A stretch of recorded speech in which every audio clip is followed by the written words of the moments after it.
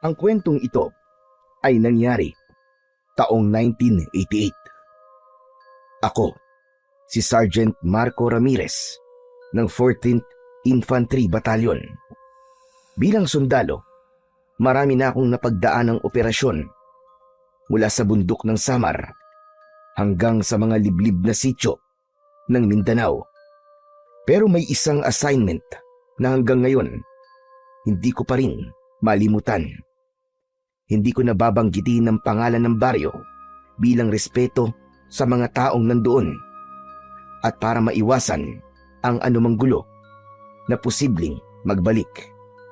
Kasama ko nga pala noon ang aking asawa na si Corporal Lira Ramirez.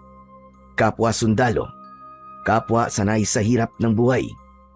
Pero higit sa lahat, siya ang babaeng kahit na anong lakas ko, hindi ko kayang tapatan sa tigas ng ulo. Matapang, palaban, at kung minsan ay mas matigas pa sa bakal kapag nakikipagtalo. Magkaiwalay sana kami ng assignment pero pinagsabay kami ng utos ng kampo. Temporary posting daw sa isang baryong matagal ng tahimik. Too quiet, sabi pa nga ng commanding officer namin habang nag-aayos kami ng gamit sa sasakyan. Noon, akala ko ay biro lang yon. Pero habang naglalakbay kami, napansin kong masyadong mapuno at liblib ang lugar na pupuntahan namin. Para bang unti-unti nang nawawala ang mga palatandaan ng kabiasnan. Wala ng poste ng kuryente. Bihira na ang bahay at puro masukal na ang kagubatan ang nasa magkabila ang gilid ng daan. Tahimik lang kami sa loob ng sasakyan pero maya-maya pa ay bigla akong napatingin kay Lira. Bigla niya kasi akong kinalabit. 6 na oras na tayo nasa daan, Marco Nakamasid siya sa labas. Kita ko sa mga mata niya. Alerto siya. Ganito siya palagi kapag may nararamdaman siyang kakaiba. Hindi ko alam kung instinct ba yun bilang sundalo o simpleng pakiramdam lang ng babae. Teka nga, tama ba talaga tong daan natin? O kung may baryo ba talaga tayong pupuntahan? Hindi kaya niloloko lang tayo ng mga kasama natin? Napangiti ako sa tinura niya. Pero sumeryoso ako nang makita kong tumingin siya sa akin. Tama siya. Masyado nang matagal ang biyahe. Bakit naman gagawin sa atin yun? Siguro naman hindi nila gagawin biro ang pagkawala ng mga kasamahan natin. Standard verification lang daw to. Tignan natin kung sino may pakana. Kung mga rebelde ba o illegal logging activity. Ano? Illegal logging? Ano namang connect nun sa mga nawawalang tao? Saka bakit tayong dalawa lang ang ipinadala ngayon para mag-imbestiga, diba? Bakit nagtitipid na ba sila sa mga tao? Huwag ka na lang mag-isip ng kung ano-ano, Lira. Kaya siguro tayo lang ang pinadala. Ay, dahil hindi naman talaga delikado ang operasyon na gagawin natin. Magtanong-tanong na lang tayo sa mga residente kung anong alam nila. Yun lang, tapos pwede na tayong umuwi. Sana nga, ganun lang, Marco. Sana nga. Tumahimik ako at nag-concentrate sa aking pagmamaneho. Ilang sandali pa ay sumapit na kami sa paakyat na kalsadang puro liko. Napansin kong mas nakakatakot na ang daan. Pero binaliwala ko lang yon. Nagpatuloy ako sa pagdadrive. Hanggang sa wakas, sa dulo ng isang matarik na kurbada, nakita na namin ang isang lumang arko na halos gumuho na dahil sa kalumaan. May mga bitak na at halos mahulog na ang kalahati ng sementong pundasyon. Pinilit kong basahin ang nakasulat dito kahit natatakpan na ng mga gumagapang na baging at lumot. Sa gitna ng kalumaan nito, halata pa rin naman ang mga letra. Tinapakan ko ang preno. Oh, nandito na tayo. Ito na yun? Sure ka ba? Bakit parang nakakatakot naman dito?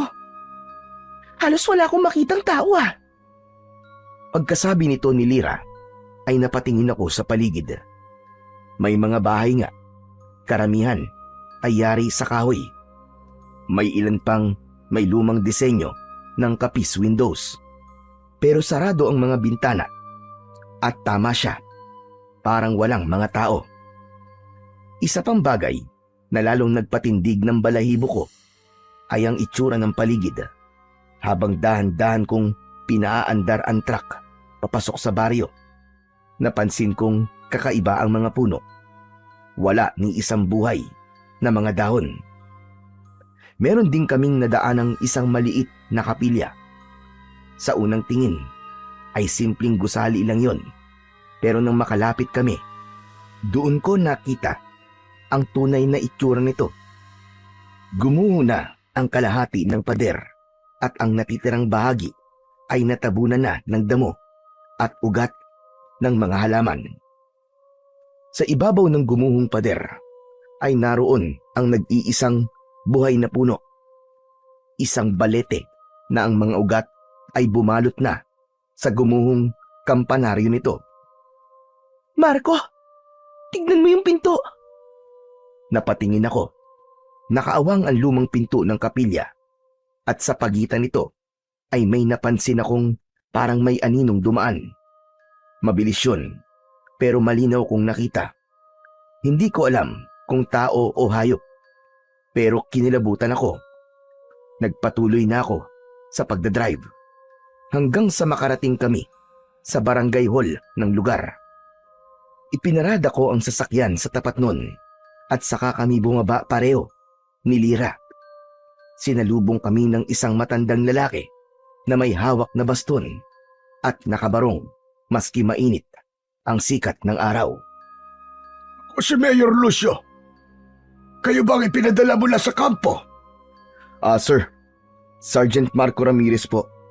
Kasama ko po ang aking asawa, si Corporal Lyra Ramirez. Na-assign po kami rito para sa security assessment. Mabutit nakarating kayo na maayos. Pero sana, matapos agad ang trabaho nyo bago dumating ang kabilugan ng... Tumigil sa pagsasalita si Mayor Lucio. Pero hindi ko kagad nakuha kung bakit. Napatingin ako sa kanya. Sa unang tingin, normal lang naman ang itsura niya. Medyo maitim ang balat, payat at mukhang hikain na matanda. Malayo ang aura niya sa mga mayor na nakilala na namin sa iba't ibang lugar. Parang ordinaryong mamamayan lang siya, maski nakabarong. Pero habang tumatagal ang tingin ko sa kanya, napansin kong may kakaibang takot na makikita sa mukha niya. Parang may gusto siyang sabihin, pero hindi niya masabi ng diretso.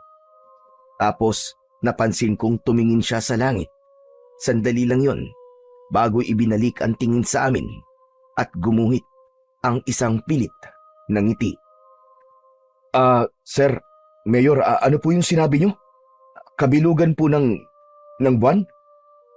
Hindi siya sumagot kagad. Tumingin muna siya sa paligid.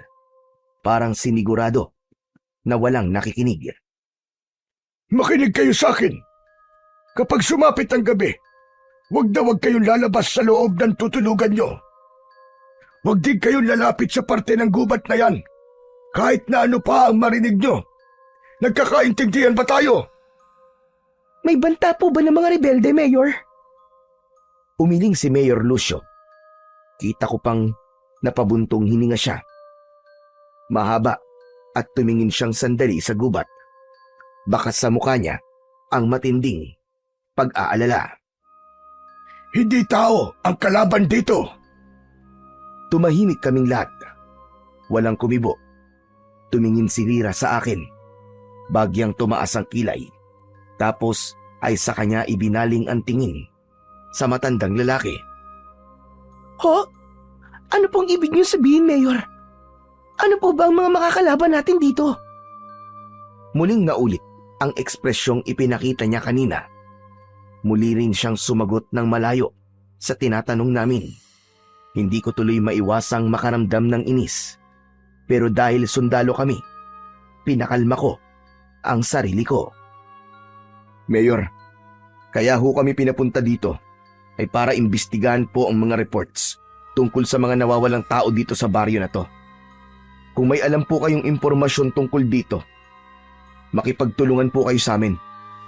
Hindi pwede ang ganun. Kung gusto nyo ng sagot, gusto ko, kayo mismo ang makatuklas ng tunay na nangyayari dito. Dahil kapag sinabi ko lang, baka hindi kayo maniwala. Nang marinig ko ang sinabi ni Mayor, usa akong napatingin kay Lira. Kita ko agad ang reaksyon sa mukha niya. Galit na may halong inis. Napailing siya at pinagsalikop ang mga braso habang nakatitig ng matalim kay Mayor. Ang sabi mo kanina ay hindi tao, Mayor. Ano yun? Mga multong kalaban niyo dito? Bago pa siya makapagsalita ng mas matalim, ay agad ko na siyang hinawakan at hinila palayo ng konti kay Mayor. Lira, tama na. Ano ka ba? Pigilan mo ang sarili mo. Nandito tayo para mag-assess at i-verify ang mga nangyayari. Sa tingin ko, ay maganda lang may konti tayong malaman mula kay Mayor kaysa puro kuro-kuro lang, gaya ng illegal logging o kung ano paman. Pero hindi ba't mayor siya ng bayang to? Tungkulin niya rin na protektahan ng lugar at panatilihin ang katahimikan. Kung hindi siya makikipag-cooperate sa atin, para tayo makakatulong, di ba? Isa pa, puro kabalbalan lang ang pinagsasasabi niya. Hinaan mo ang boses mo, Lira. Baka marinig ka, nakakahiya. Bakit naman tayo mahihiya? Totoo naman ang sinasabi ko Kumalma ka lang. Mabuti pa dumito ka na lang muna. At ako na ang kakausap sa kanya, okay? Ay nako, bahala ka. Muli akong lumapit kay Mayor at nagtanong. Iniba ko na ang usapan upang hindi na tumaas panlalo ang tensyon. Mayor, sino po pala ang kapitan dito? Pwede ko po ba siyang makausap? Wala pa ho kasi kaming matutuluyan ng kasama ko Walang kapitan sa baryo na to. Pero may alam ako matutuluyan ninyo. May mga naunang sundalo ang nagpunta dito at meron silang tinutuluyan na barracks malapit lang dito. Pwede kayo ron. Matibay ang ginawa nilang barracks na yon. Ganun ho ba? Ayos lang ba sa inyo yon? Oo naman po. Maraming salamat, Mayor. O sige, sundan niyo ako. Dadalhin ko kayo doon. Sinundan namin si Mayor Lucio habang sakay siya ng luma at maliit na kotse.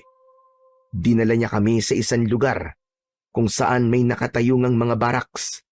5 ito at nakatayo ng magkakatabi sa isang bakanting lote. Lumapit ako at napansin kong luma na ang mga gusali. Ang mga dingding ay yari sa kahoy at yero at may mga bahagi ng sira o butas. Ang bubong ay kalawangin na may ilang yero na halos matanggal na. Sa paligid ay may mga drum, lumang mesa at mga sirang upuan na halatang naiwan na lang ng mga dating tumuloy doon. Nagpaalam na rin kagad si Mayor Lucio dahil may mga aasikasuhin pa raw siya. Nagkatinginan kaming mag-asawa nang wala na sa paningin namin ang matandang lalaki. Dito tayo tutuloy? Sure ba siya? Ang dumi at saka lumang-luma na, ano ba yan? Wala bang maski kahit isang kubo man lang na mas maayos? Baka wala. Kaya dito tayo dinala. Okay na to, mahal. Ayusin na lang natin. Hindi ako panatag dito, Marco. Tama na yan. Baka ma-stress ka niyan. Siguro kasi baka nag-iingat lang din sila, di ba? Kung totoong may mga rebelde dito sa paligid, baka ayaw sigurong madamay ang mga taga-baryo. Mas ligtas sila kapag malayo tayo sa mga kabahayan nila. Tapos, tayo nasa delikadong sitwasyon. Tignan mo nga tong lugar. Wala tayo ni isang kapitbahay. Hindi ligtas to kung tayong dalawa lang. Wala tayong magagawa sa ngayon, Lira. Magtiis muna tayo hanggang sa makahanap tayo ng mas maayos. Ang importante, magkasama tayo. Sa bagay. Pero sana, hindi tayo mapahamak dito. Kinukutuban talaga ako ng masama dito eh. Ako rin. Pero kakayanin natin to. Matatapos natin ang misyon to ng maayos.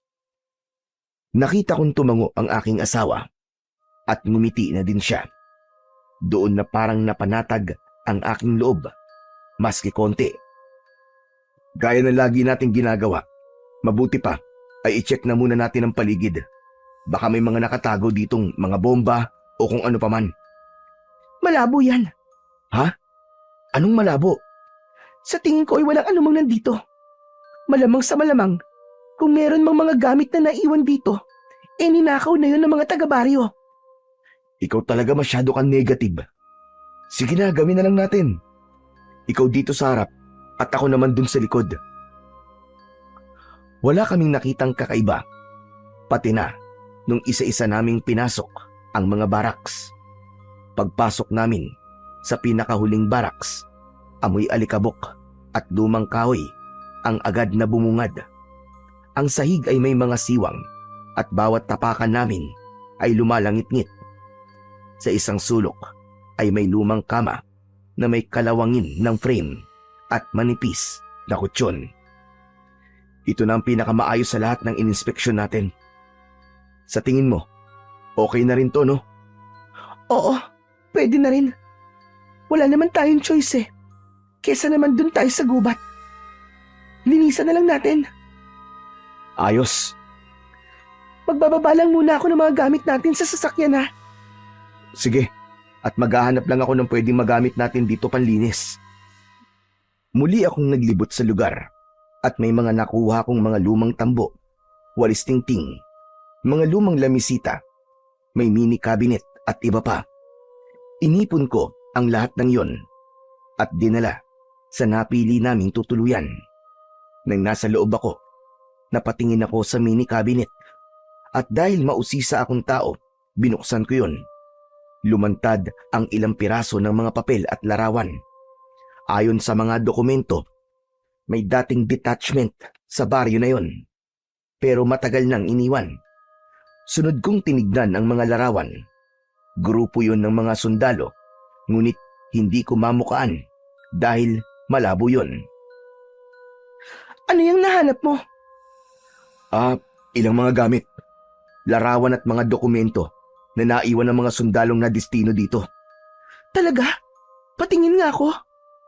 May nakita ka bang maaari nating maging lead sa nangyayari dito?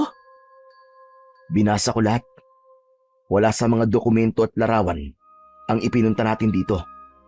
Sa tingin ko, hindi pa ito ang pinaka naging base ng mga naunang sundalo.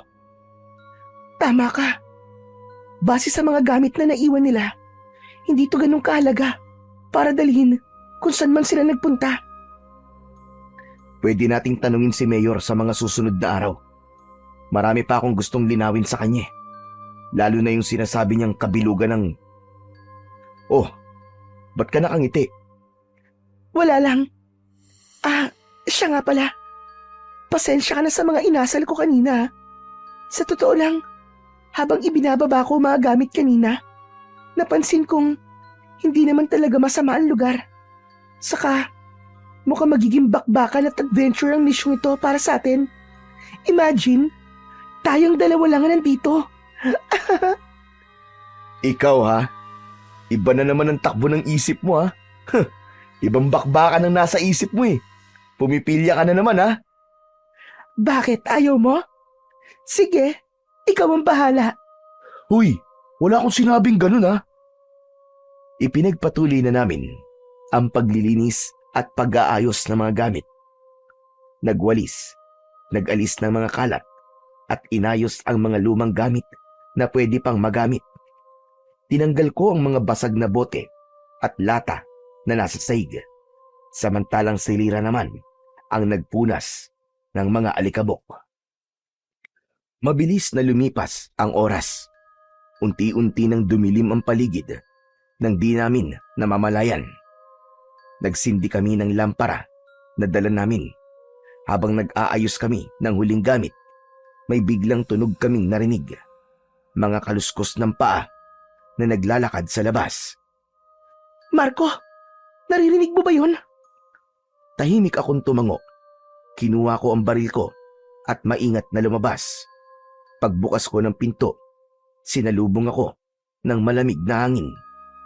Itinaas ko ng bagya ang baril at pinakiramdaman ko ang paligid. May kaluskos na naman akong narinig. Tumigil ako at inaninag ko kung ano ang meron. May tao ba dyan? May tao ba dyan?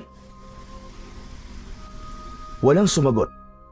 Pero sa dulo ng bakuran, nakita kong parang may gumalaw. Isang aninong hindi ko maaninag. Paglapit ko, biglang nawala. Hinanap ko pa siya sa paligid, pero wala na talaga. Inisip ko na lang na namalikmata lang ako ng mga oras na yon. Kaya naman pumasok na ako sa loob. Nakita ko si Lyra. Tahimik na nakaupo sa kama at naging kapansin-pansin ang kanyang pamumutla. Oh, okay ka lang ba? Ano nangyari sa'yo? Kinakabahan ako, Marco. Kanina kasi may kumatok dyan. Dyan oh, sa bintanang yan. Tinuro ni Lyra. Ang bintanang nakabukas na. Agad akong lumapit doon at sinilip ang labas. Wala akong makitang kakaiba bukod sa dilim ng kapaligiran. Kaya naman, isinara ko na uli ang bintana. Ano? Paanong may kumatok? Mahina lang, 3 beses. Pero nang buksan ko ang bintana, wala akong nakita. May naiwan lang sa sahig. Tignan mo nga kung ano yan. Dahan-dahan akong lumod at pinulot ang bagay na yon. Isang kuko. Mahaba, magaspang at tila mula sa hayop. Amoy bulok din ito. Bigla akong napahawak ng maigpit sa aking baril. Baka sa mabangis na hayop nang galing to. Sinabi ko lang naman yon para hindi na masyadong matakot ang asawa ko. Pero alam kong hindi siya madaling makumbinsi. Hayop? Ano ka ba? May hayop ba na kumakatok sa bintana ng bahay? Baka may nagditrip lang sa atin na taga-baryo. Sus! Sa tingin mo, may mga ngas na gawin yun sa atin, ha? Kung sakali man na alam nilang nandito tayo.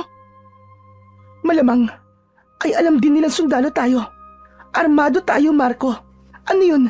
Hindi sila natatakot sa baril? Hindi kaya totoo yung sinabi ni Mayor kanina? Naalala mo ba? Na hindi mga tao ang kalaban dito. Diyos ko, Marco. Kailangan natin siguraduhin kung totoo yun o hindi. Sa misyon na to, mukhang wala tayong dapat na pagkatiwalaan. Unang gabi pa lang natin, pero may ganito ng pangyayari. Mukhang may nananabutahe sa atin. Kailangan nating maging mapagmatsyag. Tama ka. Muli akong napatingin sa kuko na hawak ko. Inilapag ko yon sa lamesita. Muli kong binuksan ang bintana at pinagmasdan ko ang madilim na paligid. Wala akong nakita. Ilang minuto ay muli kong isinara ang bintana. Mabuti pa kumain na tayo. Ihahanda ko na ang pagkain natin para makapagpahinga na rin tayo. Yung baril mo wag mong aalisin sa tabi mo ha. Para kung sakali na may kalaban man, nakahanda tayo. Ako naman, ay hindi ko na rin tatanggalin sa katawan ko ang mga armas ko para lagi tayong handa ano man ang mangyari. Sige, mabuti pa nga. Ipinagpatuloy ni Lyra ang pag-aayos ng mga gamit, habang ako naman ay inilabas ko ang ilang dilata at tinapay na baon namin. Wala kaming dalang kalan, kaya't hindi na muna kami nagluto. Tahimik kaming kumain. Nang matapos kami, ay inayos na ni Lyra ang higaan. Ipwinesto ko ang baril sa gilid ng higaan. May mga dala kaming mga kumot, unan at banig, at di na muna namin ginamit ang lumang kutsyon. Sa sahig kami naglatag. Sana bukas ay magkaroon na tayo ng lead para makapagsimula na tayo ng maayos. Manalangin na lang tayo, Lyra. Matatapos natin to na maayos. Huwag kang mag-alala. Sige na, matulog ka na. Alam kong pagod ka na. Sige, ikaw rin matulog ka na. Tumango ako Pagkasabi niya nito ay sabay na kaming humiga. Tahimik ang buong paligid. Makalipas ang ilang minuto ay nakatulog na si Lira. Pero ako, nanatili akong gising. Hindi ako makatulog dahil sa pangamba. Patuloy akong nagbantay. Lumipas ang mga oras. Nang sandaling ipipikit ko na sana ang aking mga mata. Biglang nakarinig ako ng paglangit-ngit ng bintana. Nang lingunin ko ito, nakita kong nakabukas na ito ng konti. Anak ng... Papanong... Napakunot ang noo ko. Sigurado ko na isinara ko ang bintana na yung kanina at hindi ko naman binuksan ulit. Medyo nagduda pa ako kung namamalikmata lang ako. Pero nang mapansin kong medyo gumagalaw pa ito dahil sa hangin, kinilabutan ako. Bago ako bumangon, sandali kong tinignan si Lira. Maimbing na ang tulog nito.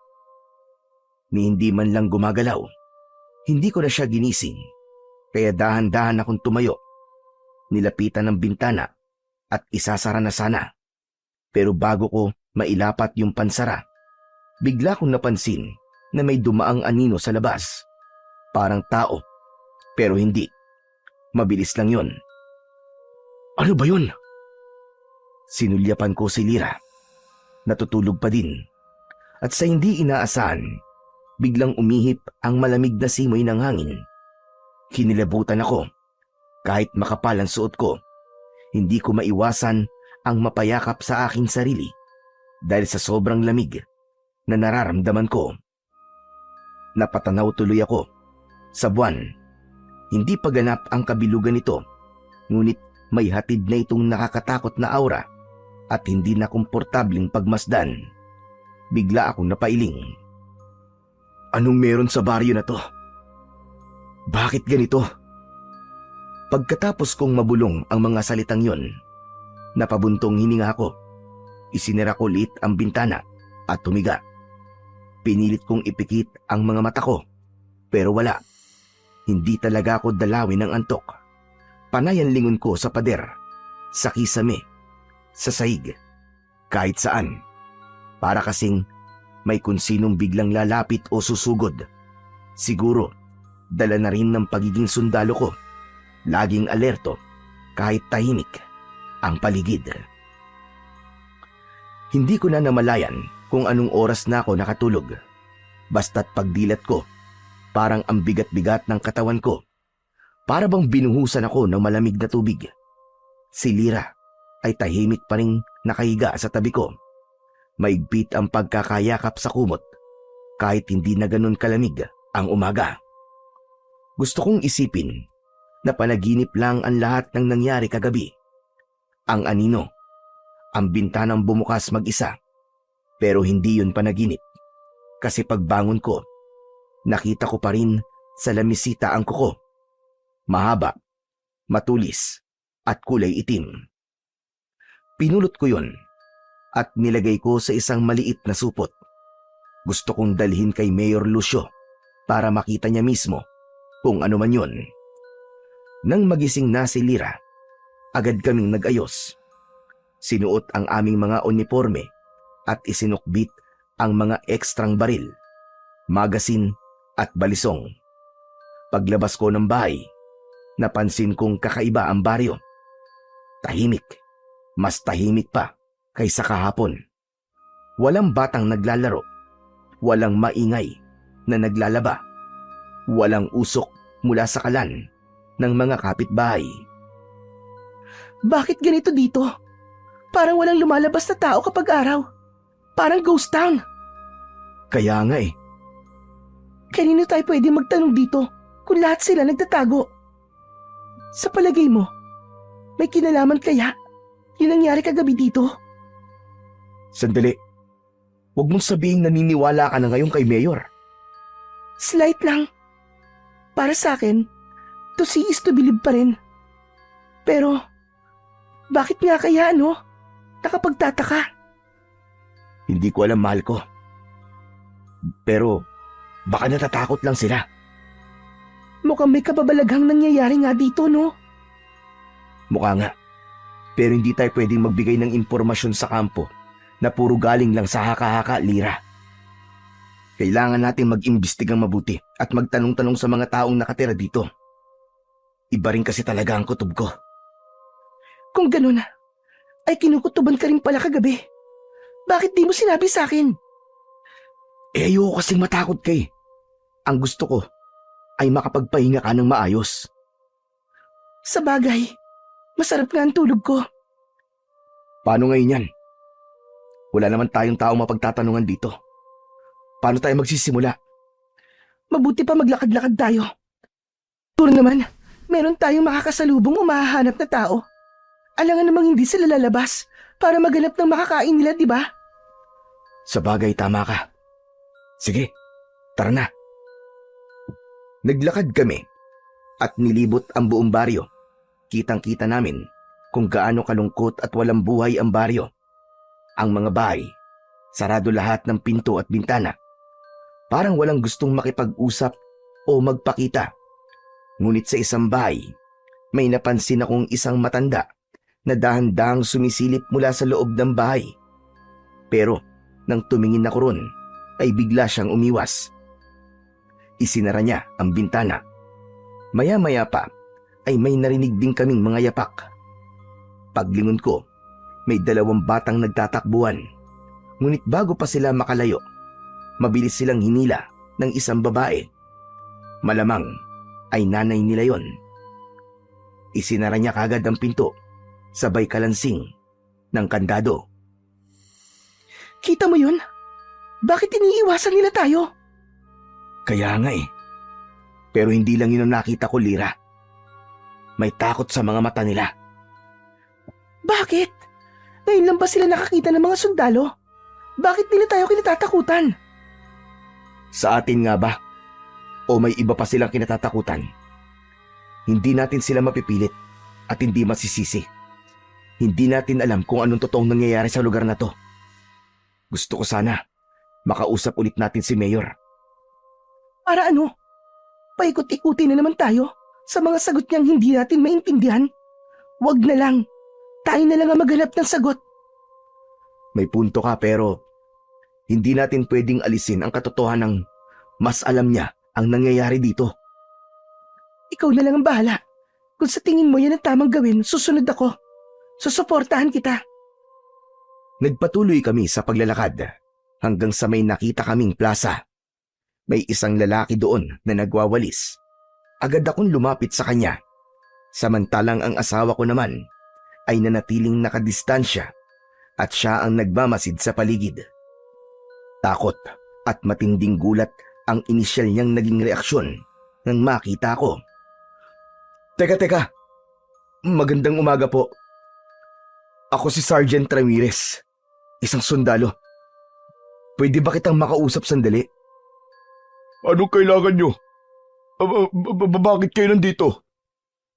Ipinadala kami dito para mag-imbestiga. Gusto naming malaman kung ano nangyayari sa sundalong ipinadala dito. 3 buwan nang nakakaraan. Baka may alam ka tungkol doon. Matutulungan mo ba kami? Sir, umalis na ho kayo. Huwag niyong sayangin ang buhay niyo dito. Umalis na kayo, sir. Ano? Sandali lang.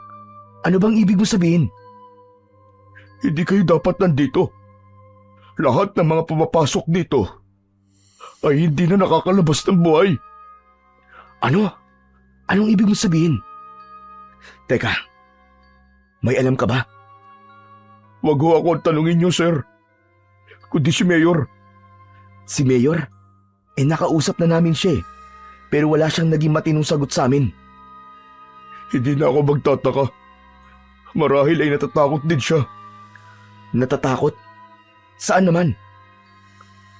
Muling nagbago ang ekspresyon ng lalaki. Panayanlinga niya sa paligid na animoy may kinatatakutan. Yun din ang ginawa ko. Nilibot ko ng tingin ang buong kapaligiran. Pero wala naman akong nakitang kakaiba bukod sa mga taga-baryo na iwas sa amin. May kinatatakutan ba kayo dito? May pumipigil ba sa inyo para magsalita? Wala po ko sasabihin anuman, kundi ang balaan kayo, sir. Umalis na lang ho kayo dito habang hindi pa huli ang lahat. Hinawakan ko siya sa balikat at naramdaman ko ang bahagya niyang pag-igtad. Batid kong may alam sila, pero pareho silang ayaw magsalita. Sabihin mo sa akin kung ano ba talaga ang nangyayari. Nandito kami para iligtas kayo kung sakali. Magsalita ka na, pakiusap.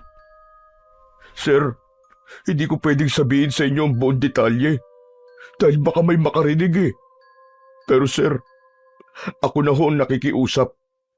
Kung gusto niyo talagang makatulong sa amin, umalis na kayo, sir. Hindi ka dapat nandito. Dahil Naputol ang pagsasalita ng lalaki nang biglang lumapit ang isang matandang babae. Hinatak niya ito palayo sa akin. Nag-iwan pa ito ng masamang tingin bago tumalikod at naglakad papalayo kasama ang lalaking kausap ko. Lumapit si Lira at nagtanong. Oh, ano nangyari? Bakit biglang umalis yung kausap mo? Hindi ko alam, Lira. Biglang inilayo ng matanda eh. Nakakainis. Oh, akala ko ba ako mababa ang pasensya? Mukhang nauubusan ka na rin ah. Nakakainis kasi.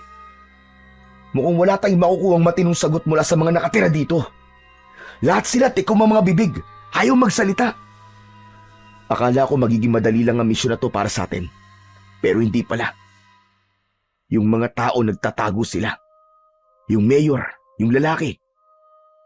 May alam sila, Lira.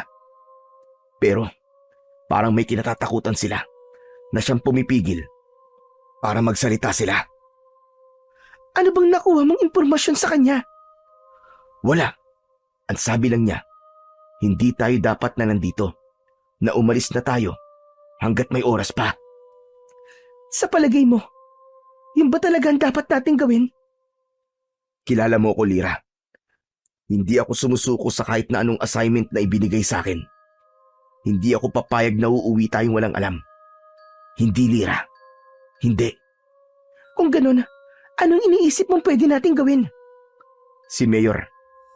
Kailangan natin siya ulit makausap. Siya lang ang makakasagot sa mga tanong natin. Halika, puntahan natin siya. Si Mayor? Pero nakausap na natin siya kahapon, di ba? Ayaw din niyang sumagot. Sa palagay mo ba magsasalita yun? Susubukan natin ulit. Magtiwala ka sa akin. Alam mo ba kung saan natin siya pupuntahan? Oo, alam ko. May nadaanan tayo kaninang malaking bahay. Tsak na sa kanya yun. Kasi nakita ko doon ang kotseng sinakyan niya kahapon. Naglakad na kami ni Lira papunta sa direksyon ng malaking bahay na nadaanan namin kanina. Habang papalapit kami, kinakabahan ako. Hindi ko alam kung bakit. Tahimik pa rin ang buong baryo. Ni aso, wala kaming narinig na tumahol. Pagdating namin sa harap ng malaking bahay, napansin ko kagad na bukas ang gate at nakaawang ang pintuan ng bahay. Madumi ang paligid. Nagkalat ang mga tuyong dahon na parang matagal nang hindi winawalis. Tahimik, walang ingay, kahit mula sa loob. Lumapit na kami sa pintuan. Tao po? Mayor? Mayor Lucio, tao po! Walang sumagot. Nagkatinginan kami ni Lira. Sigurado ka bang ito yun? Oo, yan nga ang kotse niyo. Ibig sabihin nandito siya. Pero bakit walang sumasagot? Susubukan ko ulit. Baka tulog pa ang matanda. Teka. Mayor Lucio! Ako po ito, si Ramirez. May kailangan lang po sana kaming itanong sa inyo. Subalit wala pa ring sumasagot. Dahan-dahan kong itinulak ang pinto. Maingay ang bisagra. Pumasok kami. Agad naming naamoy. Ang amoy ng insenso sa buong kabayan. Tapos ay bumungad sa amin ang isang maliit na altar. May kandilang nakasindi doon. Sabi sa'yo may tao dito eh. Pero bakit di kaya sumasagot? Hindi ko alam. Pero tignan mo, ayos din tong bahay niya. Makaluma. Parang ganito yung bahay ng lola ko nun. Hulaan ko. Relihiyoso si Mayor. Mukha nga. Habang nag-uusap kami, Biglang bumukas ang pinto ng isang silid sa kanan. Pareho kaming napalingon ni Lira. Mula roon ay lumabas si Mayor Lucio. Nakasuot siya ng puting kamis at chino. May rosaryong nakabitin sa kanyang leeg. Nanlaki ang mga mata niya nang makita kami. Anong ginagawa niyo dito? May kailangan ba kayo sa akin? Mayor, pasensya na ho kung pumasok po kami na walang paalam. Kanina pa po kasi kami tawag ng tawag sa labas pero wala pong sumasagot. Nag-alala po kami sa inyo. Tahimik muna si Mayor. Tila nag-aalangan siyang magsalita. Napansin kong nanginginig ang kanyang kamay habang hinahaplos ang rosaryo sa leeg niya. Marami po kasi kaming itatanong sa inyo, Mayor. Naku, pasensya na. Pero baka hindi ko kayo mahaharap kasi maraming gawain dun sa bayan. Kailangan kong pumasok at magtrabaho. Pero sandali lang to, Mayor. Bigyan niyo lang ho kami maski ilang minuto lang. Kinuha ko ang maliit na supot na nakatago sa aking bulsa. Maingat kong inilabas ang kuko. Inilapag ko yun sa ibabaw ng mesa na nasa malapit sa amin. Mayor Lucio, nakuha ko po to kagabi. Sa palagay nyo, anong klaseng hayop ang meron nito? Napansin kong biglang nag-iba ang mukha ni Mayor Lucio. Parang natigilan siya. Dahan-dahan niyang nilapitan ng mesa at tumitig sa kuko. Saan mo to nakuha? Sa sahig malapit sa bintana ng tinutuluyan namin. Bakit to? May alam po ba kayo rito? Hindi sumagot si Mayor Lucio. Bagkus ay umatras siya ng bagya. Saka nag-sign of the cross. Nagsimula na pala sila. Teka, anong ibig niyo sabihin, Mayor? Anong nagsimula? Tumingin siya sa amin. Malalim ang buntong hininga. Hindi ko alam kung paano ito ipapaliwanag. Pero kung mananatili kayo rito, kailangan niyong malaman ang totoo. Lumapit si Mayor sa bintana. Tumingin sa labas na para bang may pinagmamasdan sa malayo. Matagal nang sinumpa ang baryong ito. Sa tuwing dumarating ang kabilugan ng buwan, lumalabas sa mga halimaw. Pinapatay nila ang mga taong taga-baryo. Malalakas sila at walang makalaban sa kanila miski isa. Uhaw na uhaw sila sa dugo at laman. Nakakatakot sila. Tahimik lang kami ni Lira. Maya-maya ay napailing ako. Mahirap namang kasing paniwalaan ang mga bagay na hindi mo pa nakikita ng mga mata. Kaya naman, tinanong ko agad siya. Mayor, kung totoo yan, bakit hindi niyo sinabi sa kampo ang tunay na dahilan?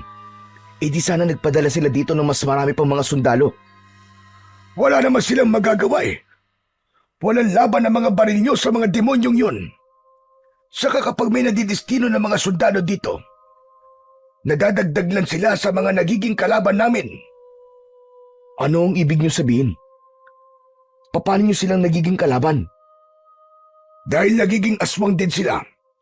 Kapag sumasapit ang bilog na buwan, isa sila sa mga sumasalakay sa amin. Isa sila sa pumapatay.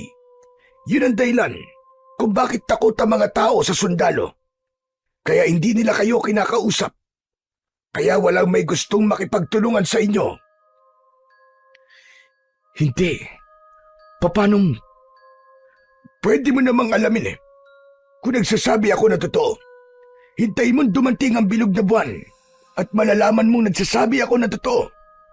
Pero kung ako sa'yo, umalis na kayo ng asawa mo. Huwag niyo nang hintayin ang gabing yon. Lalo na at isa kang Ramirez. Sandali. Ano naman pong kinalaman ng pagiging Ramirez ko dito? Ang ibig ko sabihin ay isa kang sundalo. Ay, pasensya ka na. Iba na sabi ko. Sigurado ka, Mayor? Oo, nagkamali lang ako. Huwag mo nang isipin yon. Sige ho. Kung totoo ang sinasabi nyo na may banta ng mga halimaw o aswang dito, bakit nandito pa rin ang mga tao? Bakit hindi pa kayo umaalis dito? Dahil hindi kami pwedeng umalis dito. Lahat ng naabutan ng sumpa sa baryong ito, walang kakayahang lisanin ng baryo. Pero ikaw, kaya mo? Hindi ba nakakapunta ka ng bayan?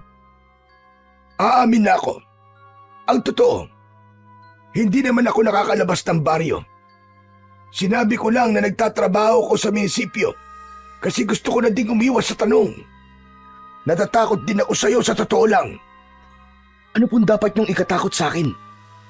Tao ako. Hindi ako isang halimaw, Mayor. Sandaling natahimik si Mayor. Tila iniisip nito ang dapat na isasagot sa akin. Habang hinihintay siyang tumugon, hindi ko maiwasang mapatingin sa altar niya. Doon ko lang napansin, ang malaking ribulto ng Batang Santo ay kakaiba. Ang krus na hawak nito ay nakabaligtad. Bigla akong napalunok ng laway. Kilala ko ang ganong simbolo. Ibig sabihin nun, ang sumasamba doon ay kampon ng isang demonyo. Siguro nga tama ka, iyo. Pero nasisiguro ko, kapag hindi kayo umalis dito, magiging halimaw ka din. Sigurado ka? Eh bakit ikaw? Tao ka pa din naman Huwag mo akong pilosopuin. Basta ako binibigyan lang kita ng babala. Nasa sayo na yan, kung maniniwala ka o hindi. Mayor, hindi kami nagpunta rito para makipagtakutan o makipagbiruan. Ang kailangan namin ay sagot. Sabihin niyo na po sa amin ang totoo. Ano ba talaga ang nangyayari dito? Bakit hindi na nakakauwi ang mga tropa na pinapadala dito? May mga rebelde bang dumudukot sa kanila? Sabihin mo. Ngumisi si Mayor, pero hindi na muling nagsalita. Hinawakan ko ang asawa ko upang patigilin ito sa kanyang pagsasalita. Mayor Sigio, salamat po sa impormasyon na sinabi nyo. Mauuna na po kami. Tumango ang matanda. Bago kami umalis, ay muli kong nilingon ang kanyang altar. Sa pagkakataong yon, hindi na nakabaliktad ang hawak na krus ng Batang Santo. Napalunok akong muli ng laway. Muli akong nagpaalam sa matanda. Sige, dumaan lang po talaga kami para iwan po ang bagay na yan. Pagtutukoy ko sa kakaibang kuko na nakita namin kagabi.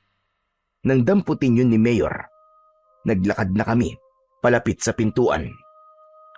Aalis na kagad kayo. Gusto niyo bang magmerienda muna o mag-agahan? Salamat na lang po, Mayor. Aalis na po kami ni Lira. May pupuntahan pa po kami at mga dapat na ayusin. Hindi na ba talaga kayo aalis? Tumango ako at doon ko nakitang nawala na ng tuluyan ang pilit na ngiti ng matanda. Hinawakan ko ang kamay ni Lira at inakay siya palabas ng bahay na yon. Nang makalayo kami ng konti, ay saka pa lang kami parehas na nakahinga ng maluwag. Ano yun, Marco? Ano nangyari? Hindi ko maintindihan eh. Ang weird. Hindi ko rin alam, Lira. Pero ako man nagtataka rin. Alam mo bang may napansin akong kakaiba kanina? Ano yun? Agad kong ikinuwento ang mga nakita ko. Ang baligtad na krus sa ribulto na nasa altar ni Mayor.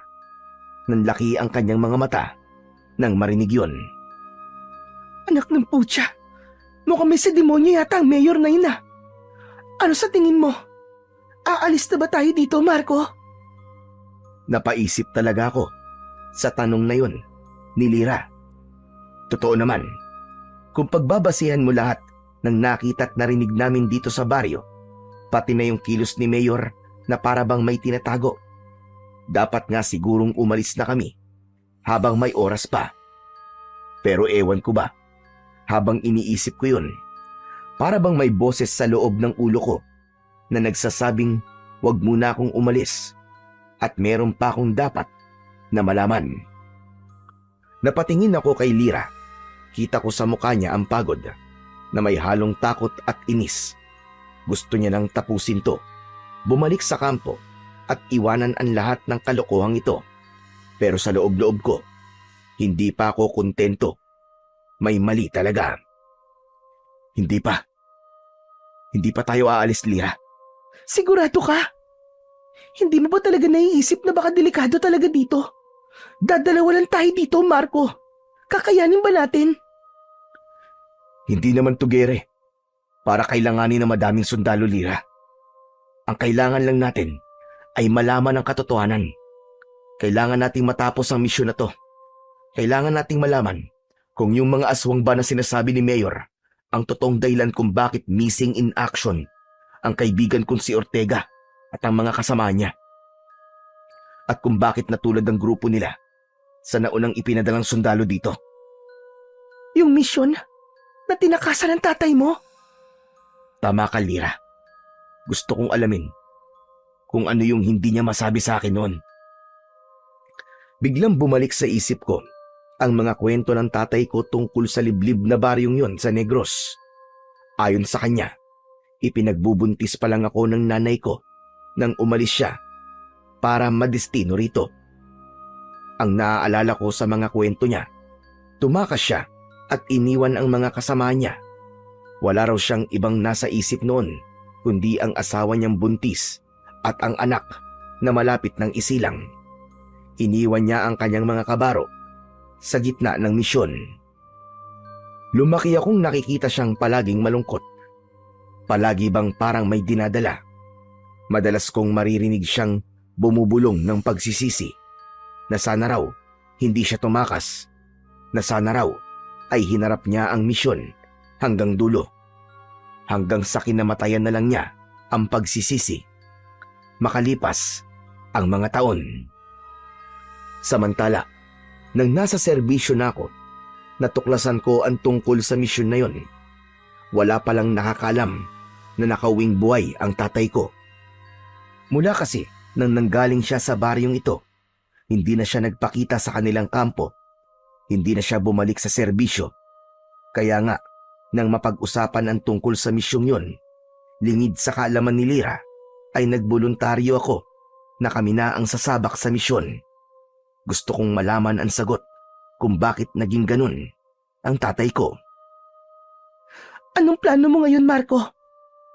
Dito lang muna tayo.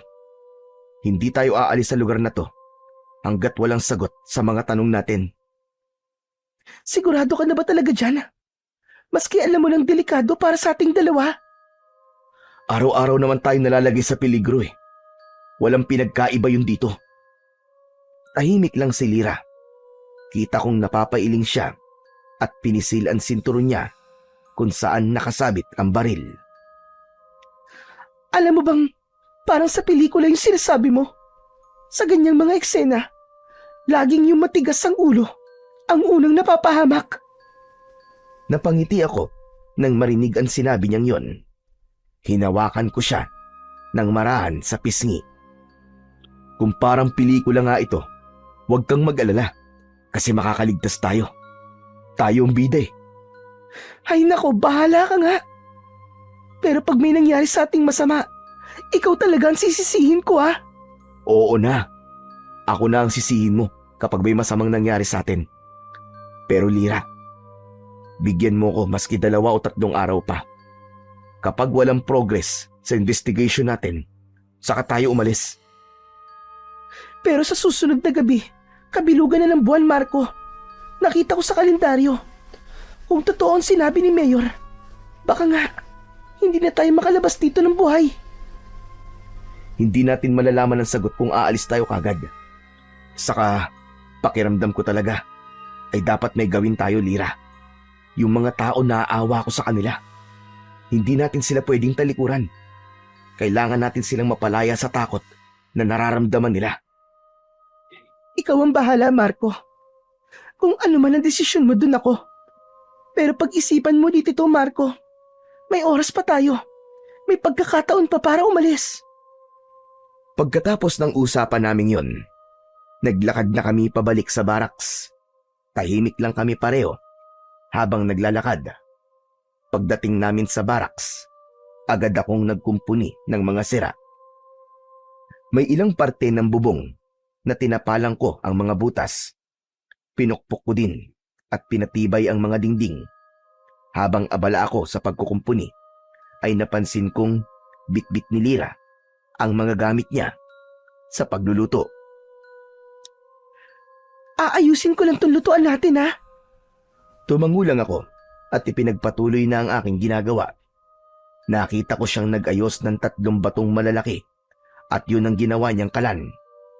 Maingat siyang nagsalansan ng mga tuyong sanga at sinindihan yun gamit ang ilang piraso ng papel at posporo. Tapos ay dahan-dahang hinipan hanggang sa lumakas ang apoy. Ilang sandali pa ay inilabas na niya ang mga kaldero at kaserola namin. Nagtakal na siya ng bigas at nagsaing. Nang matapos yun, ay naamoy ko ang amoy ng bawang at sibuyas na kanyang binabalatan at pagkatapos ay ginayat. Aba, ayos siya na. Ang galing talagang dumiskarte ng misis ko.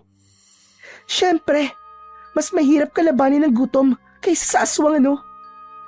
Natawa na lang ako sa sinabi niya. Pagkalipas ng halos 1 oras, ay inihanda na ni Lyra ang lutong pagkain. Ginisang sardinas na may itlog ang ulam namin. Halika na, kumain na tayo. Wow, ang bango ah! Saka mukhang masarap. Naglagay siya ng kanin sa plato. Sabay nilagyan niya ng ulam. Tahimik kaming kumain. Nang matapos kaming kumain, inayos na ni Lyra ang mga pinagkainan. Ako naman, binuhusan ko ng tubig ang apoy para mapatay ito. Nang mapatingin ako sa gubat, parang may nakita akong kumikidlat mula sa malayo. Nako, mukhang uulan yata. Kaya nga eh. Mabuti at naayos mo na ang bubong. Siguro naman, hindi tayo mababasa ng ulan. Hindi yan. Tinapalan kong maigi. Samantala, nang malapit ng lumubog ang araw, pumasok na kami sa loob ng barracks. Agad na hinarap ni Lyra ang baril niya at inabala ang sarili sa paglilinis nito. Napansin kong nanginginig ang mga kamay niya. Marahil ay nag-aalala siya dahil magdidilim na naman. Matulog na tayo, mahal ko. Maaga tayong mag-iikot bukas eh. Tumangulang siya at ipinagpatuloy ang kanyang ginagawa. Ako naman ay nahiga na. Tahimik sa labas. Ilang minuto pa, may narinig kaming mga kaluskos sa labas. Parang may naglalakad. Dahan-dahan akong bumangon. Napahawak ako sa baril ko. Tapos ay biglang may kumatok. 3 beses. Sino yan? Walang sumagot. Huminga ako ng malalim. Muli akong nagtanong kung sino siya, pero tahimik pa rin. Hindi ako natatakot sa'yo kung sino ka man. Huwag kang ganyan. Kundi malilintikan ka talaga sa akin. Hindi ako nagbibiro. Marco, tulungan mo ako. Bigla kaming natigilan ni Lyra. Kilala namin ang boses na yon. Bigla akong kinabahan nang mapagtantong boses ngayon ni Ortega, ang kaibigan kong kasama sa ipinadalang mga sundalo noon. Agad akong tumayo at tinungo ang pinto. Bubuksan ko na sana yon, pero biglang sumigaw si Lyra. Marco, wag! Napatigil ako. Paglingon ko, nakaturo si Lyra sa ilalim ng pinto habang hawak rin ang kanyang baril. Sa siwang, may tumutulong likido. Maitim, malapot at amoy bakal. Hindi ako maaaring magkamali. Dugo yun. Sumigaw si Lyra at hinila ako palayo. Napaatras ako habang marahas na yumayanig ang pinto. Kasunod ang boses ni Ortega na ngayoy paus na paus. Ramirez! Ramirez, sundin mo ang utos ko! Ramirez! Sinenyasan ako ni Lyra na lumayo sa pinto. Pagkatapos nun, ay biglang may kumalabog. Sinipa niya ang pintuan. Maya-maya pa, ay narinig na naming kumalas na ang bisagra. Gusto ko sanang iputok na ang baril ko. Pero nagdalawang isip ako. Kung si Sergeant Ortega nga ang nasa labas, hindi ko kayang saktan siya. Ilang segundo ay unti-unting bumukas ang pintuan. Pero bago pa namin makita kung sino o ano ang papasok, hinila na ako ni Lyra papunta sa bintana. Marco! Talon! Wala na akong nagawa. Tumalon kami palabas at mabilis na tumakbo palayo. Teka lang! Bakit ba tayo tumatakbo? Bakit di natin siya harapin? Delikado, Marco! Hindi tayo handa sa ganong klase ng kalaban! Pero, Wala nang pero! Kailangan natin makahanap na matataguan! Nagpatuloy kami sa aming pagtakbo. Napadpad kami sa kung saan. Hindi na namin alam hanggang sa may nakita kaming mga kubo. Mabilis kong kinuha ang maliit na flashlight na nasa aking bewang at inilawan ang mga yon.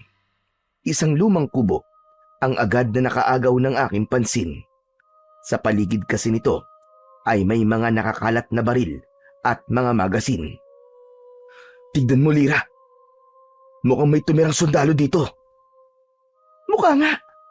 Pero, nasan sila? Hindi ko alam. Tara, tignan natin. Pagpasok namin sa loob ng kubo, nakita namin na magulo at makalat ang mga gamit na naroon. May mga natuyo ding dugo sa sahig, parang hinila palabas. Ano kayang nangyari dito? Dahan-dahan kong inilawan ang bawat sulok at may mga nakita kaming mga bakas ng kalamot. Doon namin napatunayan ni Lyra na hindi nga tao ang naging kalaban ng mga sundalo doon. May nakita kaming logbook. Agad na binuklat yun ni Lyra at ang huling entry na nakasulat doon ay galing kay Ortega. Mga nilalang ng dilim ang kalaban nila, Marco. Tignan mo. Nakasulat dito na may mga naging kalaban silang mga aswang. Hindi. Kung ganun, ay totoo ang sinasabi ni Mayor. Hindi pwede to, Marco. Hindi pwede to. Hindi pwede. Huminahon ka, Lyra. Hindi ngayon ang panahon para paghinaan ka ng loob. Kailangan mo maging kalmado. Kailangan mo maging malakas. Kasama mo ako, mahal ko. Malalampasan natin to. Pero Marco, kinakabahan ako. Paano tayo lalaban kung sakaling sumugod sila dito? Hindi ganito ang gusto kong kamatayan. Huwag kang mag-isip ng kung ano-ano. Bukas na bukas, aalis na tayo dito, pangako yan. Niyakap ko si Lyra. Naramdaman ko ang panginginig ng kanyang laman. Ramdam ko ang takot na hindi ko pa nakita sa kanya dati. Pinisil ko ang likod niya. Pilit na binibigyan siya ng lakas na kailangan niya. Ilang sandali pa, bigla akong natigilan nang may mailawan ng aking flashlight sa ibabaw ng isang lamesa. Tignan mo. May kakaibang libro sa mesa. Nilapitan namin ito at tinignan. Isang aklat ang kumuha ng aking pansin. Ang pabalat nito ay kulay itim at may mga nakakatakot na drawing na mga simbolo at nilalang na parang galing sa impyerno. Dahan-dahan kong dinampot yun habang hawak ko, parang may malamig na hangin na dumaan sa paligid. Marco, huwag mong bubuksan yan. Hindi maganda ang pakiramdam ko sa libro na yan. Hindi ko siya pinakinggan. Para bang may kung anong nagtutulak sa akin na alamin ang laman nun. Binuksan ko ang unang pahina at doon parang biglang huminto ang oras. May nakasulat doon na gamit lamang ang lumang tinta. Cap Ricardo Ramirez. Nabitiwan ko ang libro dahil sa pagkabigla. Ano nakasulat, Marco? Agad na pinulot ni Lyra ang libro. Binuklat niya ang mga pahina at hindi na binasa ang nasa harapan. Kung hindi ako nagkakamali, libro ito ng mga ritual. Nakasulat sa wikang Latin. Nakakita na ako ng ganito dati. At ang sabi ng lola ko, masama raw ang ganitong klaseng aklat. Mga alagad ng dilim daw ang nagmamay-ari nito. Hindi ako nakasagot kagad kay Lyra. Napaupo ako sa sahig. Sa isip ko, bumalik lahat ang mga alaala ko sa tatay ko. Yung mga gabi na nakikita ko siyang nagsasalita ng mag-isa. Yung umiiyak siya sa may beranda at yung mga panahon na paulit-ulit niyang sinasabing may malaki siyang pagkakasala. Parang napagdugtong-dugtong ko ang lahat. Pero hindi ko muna sinabi yon kay Lira. Ayokong maguluhan siya. Ayokong matakot siya sa akin. Inagaw ko ang libro sa kanya at itinapon ko yon sa isang sulok. Tama ka. Aklat nga yan ng mga ritual. Mga masasamang ritual. Kaya wag mo nang pulutin. Lalong nagiging magulo na, Marco. Umalis na tayo dito. Hindi, Lira. Hindi ako pwedeng umalis dito. Hindi ako magiging katulad ng tatay ko. Basta. Kailangan nating iligtas ang baryong to. Yan ang misyon natin, Lira. At kailangan natin tapusin to. Kahit kamatayan pa ang maging kapalit. Nang palabas na kami ng kubo, ay biglang lumitaw sa di kalayuan ang isang nilalang na nakasuot ng pangsundalo. Inilawan ko siya ng dala kong flashlight at nagulat ako sa aking nakita. Sergeant Ortega? Mabilis kaming lumabas ni Lira sa kubo. Muli sana kaming tatakbo pero humarang siya sa daraanan namin. Doon ko nakita ng malapitan ng itsura niya. Maputla na ang kanyang balat. Namumula ang kanyang mga mata at bawat paghinga niya ay may lumalabas na singaw ng usok. Mabaho din ang kanyang amoy. Ramirez! At sa isang iglap, bigla siyang tumalon palapit sa amin. Mabilis, parang kidlat. Itinaas ko kagad ang aking baril at pinaputukan siya ng 3 beses. Tumama lahat, pero imbis na matumba, ngumiti lang siya. Hindi niya ininda ang sugat. Hindi mo ako mapapatay, Ramirez. Bagkus ay gagawin kitang katulad ko. Agad siyang tumalon papunta sa akin. Natumba ako habang siya naman ay nakadagan sa akin. Lira! Sinigawan ko ang asawa ko. Natulala kasi siya dahil sa pagkabigla. Nang tila magising siya, agad siyang nagpaputok. Ngunit hindi yun ininda ng halimaw na yun. Bagkus ay itinaas nito ang kanyang mga kamay na may matutulis na mga kuko. Nanlaban ako. Ginamit ko ang aking lahat ng lakas para makatakas sa kanya. Pero mahirap. Sobrang lakas niya. Walang nagawa ang mga suntok at sipa ko. Hanggang sa bigla niyang isinaksak ang kanyang mga kuko sa aking balikat. Huwag ka nang lumaban. Pumayag ka na. Masarap ang maging kagaya ko, Ramirez. Makapangyarihan. Ayaw mo ba nun? Ayoko. Tama na, Ortega. Tama na! Tama na! Ilang saglit pa ay itinigil niya ang pag-atake sa akin. Pero bumuelo lang pala siya. Muli niyang itinutok ang kanyang mga kuko. Itinapat niya yon sa aking dibdib. Napapikit ako. Handa na akong mamatay ng mga oras na yon. Pero walang kuko na bumaon sa akin. Pagdilat ko ay nasa tabi ko na ang aswang. Namimilipit ito sa sakit. Nakita ko sa tabi niya si Lira. May hawak itong mahaba at matulis na kawayan. Bumangon ka na dyan, mahal ko! Bilisan mo! Agad akong bumangon at mabilis kong kinuha ang aking baril. Pero hindi pa man nagtatagal ay muling kumilos si Ortega at nagbabalak na bumangon. Lira, tara na!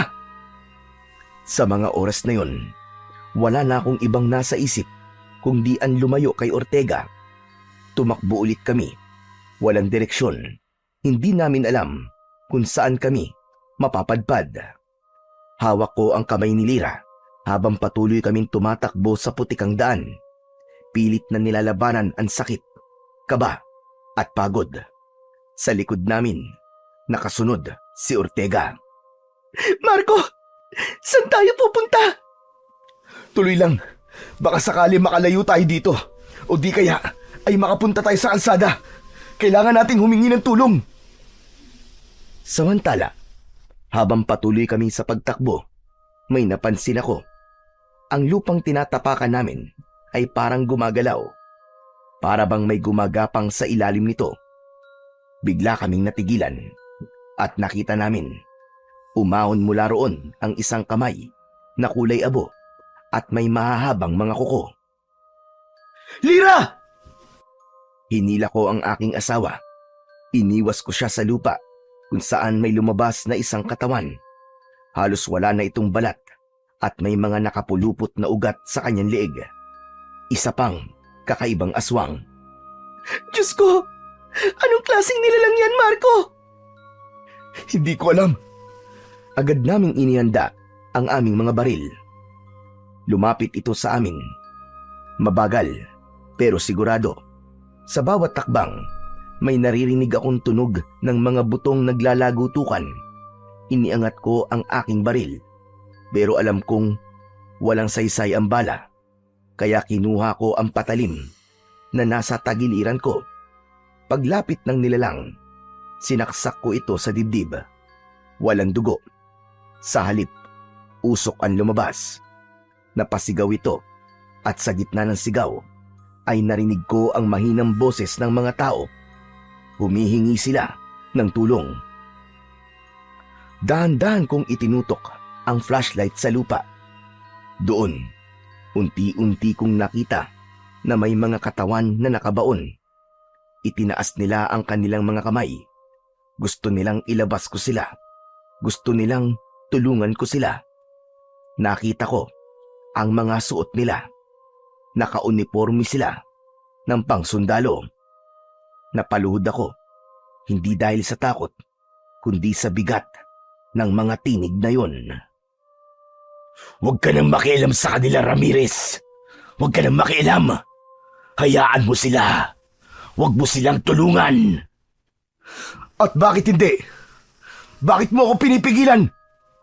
Kailangan sila dyan para maipagpatuloy ang sumpa ng baryong ito. Ang kanilang mga kaluluwa hindi dapat mapalaya. Anong pinagsasasabi mo? Ikaw ba may gawa nito, Ortega? Pinatay mo mga kasamahan natin? Hindi ako ang pumatay sa kanila. Mga aswang. Sila ang pumatay. Ngunit, isa kang aswang. Hindi. Isa akong isinumpa, Ramirez, dahil pinakialaman ko ang aklat ng mga ritual. Ginawa ko yun para maipagpatuloy ang... Kaya pala natatakot ang mga tao dahil ikaw ang gumawa ng sumpa. Hindi ako ang gumawa ng sumpa. Ang tatay mo ang nagsimula ng sumpa sa baryo na to, Ramirez. Isang sumpa na bigla niyang iniwan at di tinapos. Ako lang naman ang bumuhay muli sa sumpa nang mapadpad kami dito. Malaking tulong ang librong yon ng mga mahika at orasyon. Binuhay mo ang sumpa? Mahigit 3 dekada nang nasa ilalim ng sumpa ang baryo na to. Sinimulan ito ng tatay mo, kasama ang 10 mangkukulam. Tumigil sandali si Ortega sa pagsasalita. Napansin kong sumilip ang liwanag ng buwan sa pagitan ng mga puno. At nang masinagan si Ortega, huminga ito ng malalim. Para bang ninanamnam niya ang liwanag na yon. Nakita ko siyang ngumisi. Samantala, habang nananahimik siya, sinenyasan ko si Lira. Napansin ko na kasi na nasa likod lang pala kami ng simbahan sa bungad ng baryo. Itinuro ko yun sa kanya. Agad kaming tumakbo patungo doon. Hangad namin na makalabas na ng baryo. Wala na kaming pakialam sa mga gamit namin. Ang mahalaga sa amin ng mga oras na yon ay ang aming kaligtasan. Hindi sumunod sa amin si Ortega. Ngunit nang matapat na kami sa simbahan, biglang gumalaw ang mga baging sa balete. Pumulupot yun sa mga paa namin. Sigaw kami ng sigaw ni Lira. Dinala kami ng mga baging na yon sa loob ng gumuhong simbahan. Agad na napansin ko ang harap ng altar nito kung saan naroon ang isang malaking itim na krus. Nakabaligtad dito at sa mismong katawan nito ay may mga nakasulat na pangalan. Nakita kong nakasulat doon ang aking apelido. Biglang parang lumabo ang paningin ko. Napahawak ako sa ulo ko habang mabilis na nabubuo sa isip ko ang katotohanan na may kinalaman nga talaga ang tatay ko sa sumpa ng baryo. Nanginig ang mga kamay ko. Marco, anong meron? Ayos ka lang ba? Hindi ko siya sinagot. Bagkus ay nakatitig pa din ako sa krus. Maya-maya pa ay biglang lumindol. Tapos ay may nakita kaming itim na usok na lumabas mula roon. At ang usok na yon ay naghugis tao. Sergeant Ortega! Ako nga, Ramirez. Ngayon narito ka na. Maaari na nating ituloy ang ritual para magpatibay sa sumpa. Ritual? Anong ritual ang itutuloy? Ang dugo ng isang Ramirez. Yun ang kailangan para mapagtibay ang sumpa sa baryong ito. At sa tingin mo ba'y makikipagtulungan ako sa'yo? Kung ang dugo ko magpapatibay sa sumpa, hindi ko gagawin yan. Tutulungan ko mapalaya ang mga taga-baryo. At bakit mo naman gagawin yun? Susuwayin mo ba ang ritual na sinimulan ng tatay mo? Huwag mong isasali dito ang tatay ko, Ortega. At bakit hindi? Siya ang nagpasimuno nito. Siyang nakipag-usap sa mga magkukulam para ikulong ang mga taga-baryo. Para... Biglang natigilan si Ortega nang marinig ang isang malakas na putok ng baril. Pinaputukan siya ni Lira sa dibdib. Huwag na kayong magsayang ng bala. Hindi ako namamatay sa baril.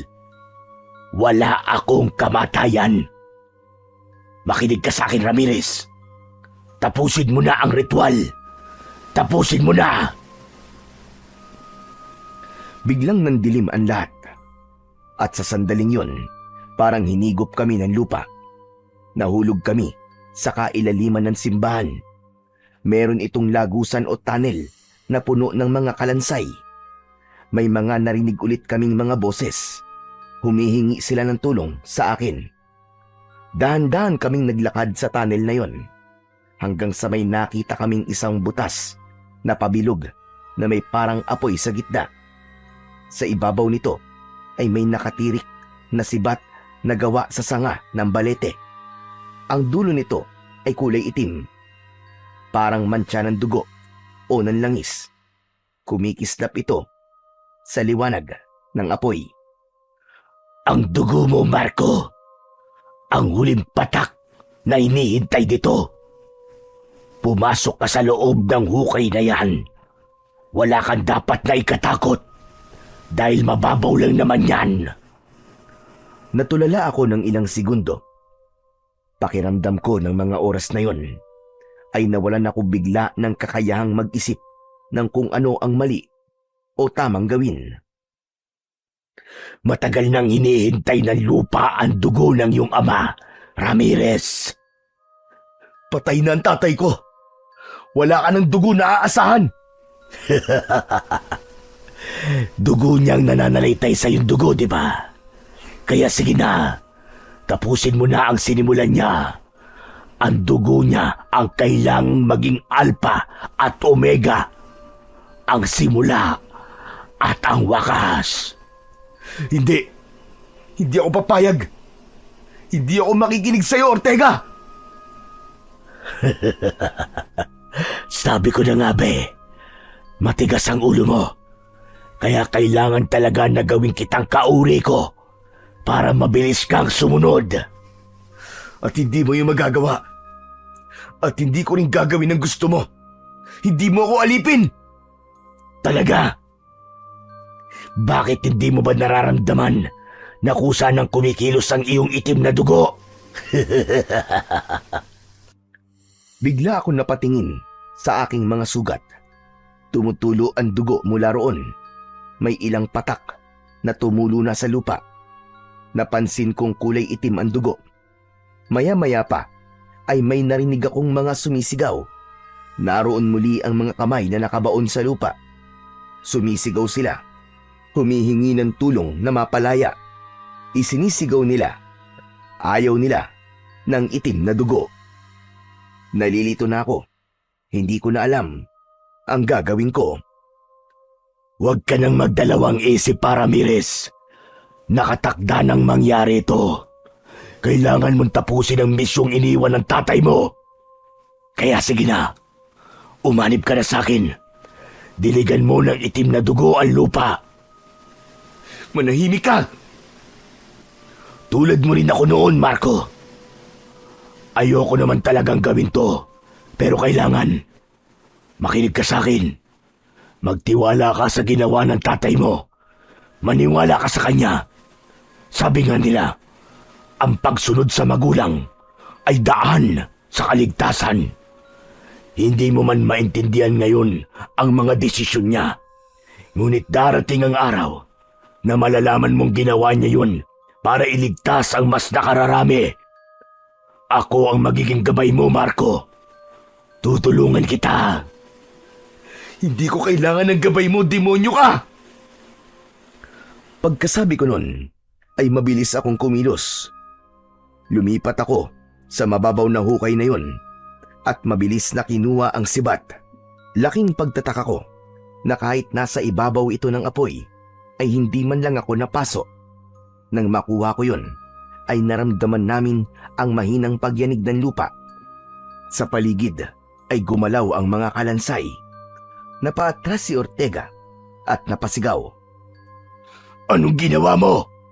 Anong ginagawa mo, Ramirez? Pero hindi na ako nagpatinag. Ramdam kong ito na ang tamang oras. Kung dugo ko kailangan ng lupa, ibibigay ko. Pero hindi para sa inyo! Itinusok ko ang dulo ng sibat na yon sa aking palad. Napasinghap ako habang nakikita ang dumaloy na dugo mula sa aking sugat. Hindi yun itim, kundi matingkad na pula. Hindi pa nakakarating doon ang kamandag ng mga kuko ni Ortega. Nang mapatakan na ng aking dugo ang lupa, may mga narinig kaming tinig. Nagpapasalamat sila sa kanilang paglaya. Nanginig si Ortega, galit na galit. Nagkakamali ka, Marco. Hindi mo dapat nilinis ang lupa. Hindi mo dapat inalis ang sumpa. Hindi mo alam ang ginawa mo. Hindi mo alam ang ginawa mo, Ramirez! Mabilis siyang sumugod. Muli niyang itinutok sa akin ang matatalas niyang kuko. Ngunit bago pa niya maibaon sa akin yon, ay sinalubong ko na ng sibat ang kanyang pag-atake. Nagtagpo kami sa gitna. May kakaibang liwanag na sumirit sa pagitan namin. At doon nagsimula ang tunay na wakas ng sumpa. Unti-unting nanghina si Ortega habang hawak sa kanyang dibdib ang nakabaong sibat. Tuluyan siyang nalugmok sa lupa at maya-maya pa ay tuluyang nalusaw hanggang sa naging abo. Ilang sandali pa ay may isang malakas na liwanag ang tila sumabog sa loob ng lagusang yun. Napapikit ako at sa muling pagmulat ng aking mga mata, wala na kami sa loob ng simbahan. Nasa labas na kaming dalawa ni Lira. Lira, tapos na. Tumango siya, umiiyak pero nakangiti. Tama ka, Marco. Tapos na nga. Magkahawak kamay kaming naglakad pabalik sa aming barracks. Masaya ako. Masayang wala na si Ortega. Wala nang katatakutan ang mga taga-baryo. Mabubuhay na sila ng normal. Samantala, nang makabalik kami sa barracks, inayos ko ang pintuang nasira. At matapos maglinis ng katawan, pareho kaming bagsak sa higaan ni Lira. Makalipas ang ilang oras, nagising kaming parehas nang marinig namin na may kumakatok sa pintuan. Maingay sa labas at napansin kong maliwanag din dahil bahagya ng sumilip ang liwanag ng araw sa siwang ng bintana at pintuan. Tumayo ako at sumilip sa bintana. Nakita kong madaming tao sa harap ng tinutuluyan namin. Lira, may mga tao sa labas. Talaga? Baka alam na nilang wala ng sumpa, Marco. Kaya nandiyan na sila. Baka gusto nilang magpasalamat sa atin. Tara, labas tayo. Teka lang. Para kasing may mali eh. May masama akong kutob. Ano na naman ba yun, Marco? Wala ka nang dapat na ipagkalala. Wala na ang halimaw na si Ortega. Wala na tayong dapat katakutan. Tapos na, di ba? Basta dito muna tayo. Kailangan kong makasiguro na ligtas na nga tayo. Kinakabahan kasi ako eh. Alam ko na kung ano yan. Na-e-excite ka siguro. Hindi ko alam. Natigilan kami ni Lira nang muling may kumatok at mula sa labas ay narinig namin ang boses ni Mayor Lucio. Tao po! Gising na ba kayo? Sabi ko na eh. Halika na. Si Mayor yung nasa labas. Binuksan ni Lira ang pinto at agad na sinalubong ng kamay si Mayor Lucio. Mabuti naman at pinagbuksan nyo na kami. Alam nyo, naparito kami para magpasalamat sa inyo. Naalis nyo na ang sumpa ng baryo namin. Gusto namin magdaos ng pista upang maparangalan kayo sa inyong naging kabayanihan. Matanong ko lang po kayo, Mayor. Paano po ninyo nalaman na wala na pong sumpa ang baryo? Ilang segundong natahimik ang alkalde. Tila nag-isip ng kanyang sagot. Kaya naman, mas lalo kong nagduda sa kilos ng alkalde. May nakapagsabi lang sa akin, Sergeant Ramirez. Ang sabi ay napatay nyo na raw ang mga aswang sa gubat. Masaya kami na wala nang sasalakay sa amin mamayang gabi. Masaya na kami na tapos na ang bangungot namin. Salamat. Maraming salamat talaga sa inyo, mga kaibigan. Napatingin ako sa paligid at sa mga taong nakapaligid sa amin. May ilang nakatayo lang, nakangiti, may ibang tahimik at nagmamasid lang. Pero habang pinagmamasdan ko sila, may kung anong kakaiba kong naramdaman. Hindi ko maipaliwanag, pero iba talaga ang pakiramdam ko. Parang nakikita kong may itinatago sila. Peke ang kanilang mga ngiti.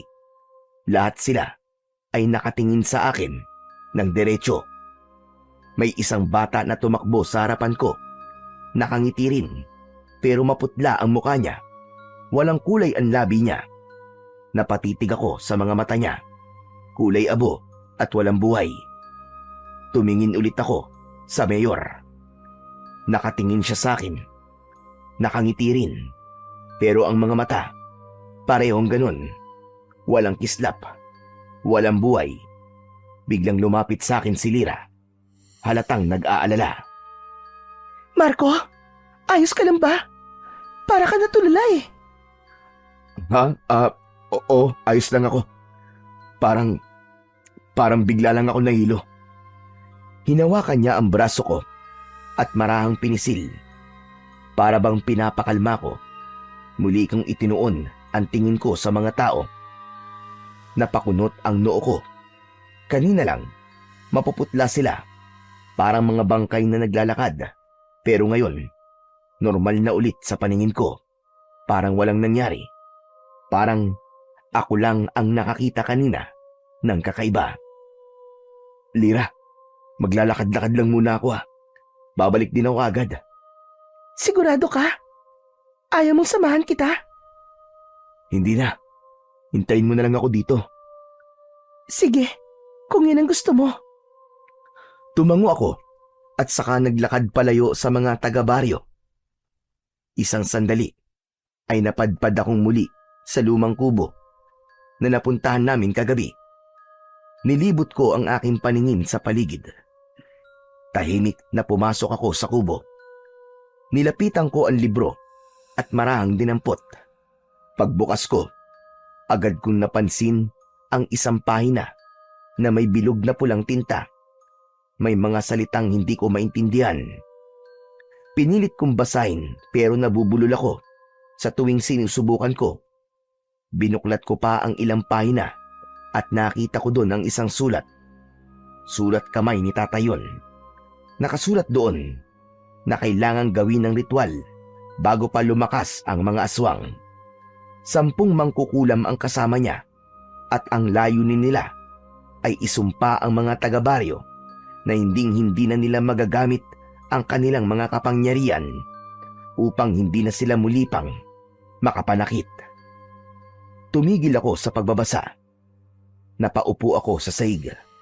Ang aklat na yon, parang may bahagi na parang naging diary ni Tatay. Ipinagpatuloy ko ang pagbabasa. Natuklasan ni Tatay na mga aswang ang lahat ng tao sa baryo. Kaya naman, bago pa dumating ang kabilugan ng buwan, may isang grupo ng mga mangkukulam ang nag-alok sa kanya ng tulong. Isang paraan lang daw ang pwedeng mangyari upang mapigilan ang pagpatay sa kanila ng mga aswang sa baryo. Ito ay ang bumuo ng isang sumpa na magtatago sa kapangyarihan ng mga taga-baryo na maging aswang. Ang kapalit ay ang dugo ng mga sundalong kasama niya noon. Nakipagkasundo ang aking ama. Ngunit hindi niya alam na literal na buhay pala ang hinihingi ng mga mangkukulam bilang kapalit. Nang makita niyang unti-unting nilalamon ng lupa ang mga sundalo, tumakas siya at hindi na tinapos ang ritual. Dahil doon, pansamantala lamang ang naging bisa ng sumpa sa baryo. Si Sergeant Ortega ang gumawa ng paraan para maipagpatuloy ang sumpa. Ngunit alam din niyang hindi yun tatagal magpakailanman. Ang dugo ko, ang dugo ni Tatay, at ang pagpayag ko sanang makianib sa gusto ni Ortega, yun sana ang magiging daan upang tuluyang mawalan ng kapangyarihan ang mga aswang habang buhay. Ngunit iba ang aking pinili. Tinapos ko ang sumpa. Pinalaya ko ang mga tunay na aswang. Hindi maaari ito. Nagkamali ako ng pasya. Anak ng putya. Tama si Ortega. Hindi ko alam ang aking ginagawa. Si Lira. Iniwan ko siya sa piling ng mga aswang na yun. Hindi! Mabilis akong tumakbo. Inihanda ko ang aking baril. Nang makabalik ako sa barracks, ay wala na doon si Lira. Nakaramdam ako ng takot. Lira! Lira, nasan ka? Lira! Diyos ko! Ang asawa ko! Muli akong naglakad ng mabilis. Ngunit wala pang 1 minuto. Napahinto ako nang makita ang mga taga-baryo na nakaharap sa iisang direksyon. Nang pagmasdan ko ang tinititigan nila, nakita ko roon si Lira. Nakatali ito sa mga kawayang nakatusok sa lupa. Sa bandang paanan niya ay may mga sanga at kahoy na alam ko kung saan nila gagamitin. Mga hayop kayo! Pakawalan niyo ang asawa ko! Pakawalan niyo siya! Kung ayaw niyo mamatay! Kumalma ka lang, Sergeant Ramirez. Gusto lang namin ng masarap na makakain. Matagal-tagal na rin nung huli kaming nakakain ng karne ng tao. Pagsisisihan mo, Mayor, ang ginawa mo sa asawa ko. Saktan mo lang siya at sisiguraduhin ko sa iyong mabubutas ang ulo mo. Ano ka? Akala mo ay takot kami sa'yo? Wala kang utak, Ramirez. Mahina ka. Parehas lang kayo ng tatay mo. Huwag mo lapastanganin ang pangalan ng tatay ko, demonyo ka! At bakit hindi? Iho, makinig ka. Huwag mo na kaming pigilan. Iregalo mo na sa amin ang babaeng ito. Bibigyan kita ng pagkakataong tumakas. Parang yung tatay mo. Iniwan ang mga kapwa niya sundalo para sa sarili niyang kaligtasan. Pero kung lalaban ka, sinisigurado ko sa iyo na masasaktan ka. Natahimik ako. Wala akong ibang magawa ng oras na yon, kundi ang titigan ang matanda. Nagsisisi ako. Naloko ako. Hinayaan kong bumalik ang dilim sa baryong ito. Naunawaan ko na hindi lahat ng sumpa ay masama. Tama ang tatay ko. Tama si Ortega. Sandali! Nagbago na pala ang isip ko. Mga kasama, hulihin at patayin din ang taong yan! Nanlaki ang mga mata ko.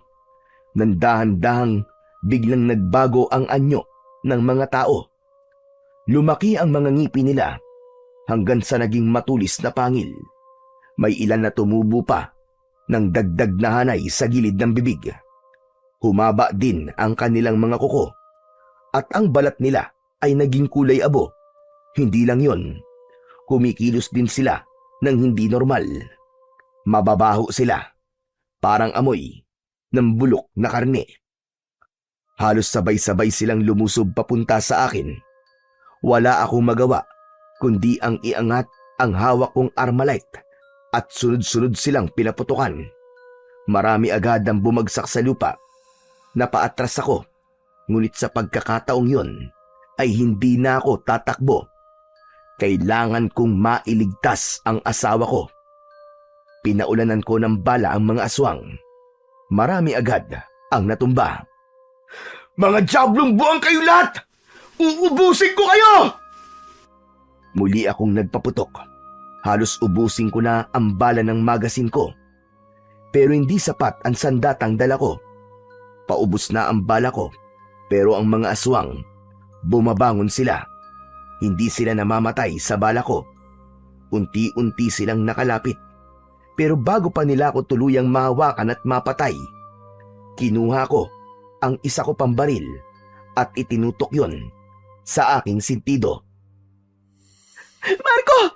Marco, anong ginagawa mo? Patawarin mo ako, mahal ko. Pero hanggang dito na lang siguro ang laban natin. Mas mabuting mamatay ako sa bala kaysa sa kamay ng mga aswang na to. Mahal na mahal kita, Lira.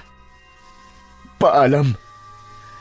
Ipinikit ko na ang aking mga mata at nakahanda na sana ako sa aking kamatayan. Pero natigilan ako nang may marinig akong mga sigaw. Pagmulat ng aking mga mata ay nakita kong pumasok sa bulwagan ang isang grupo ng mga tao. Mukha silang mga taga-bundok. Mukhang may tribong kinabibilangan dahil sa uri at paraan ng kanilang pananamit. Maiitim din ang kanilang mga kulay. May mga dala silang mga sandata, mga matutulis na kawayan, mga latigo at itak. Isang matandang lalaki ang tumayo sa gitna nila.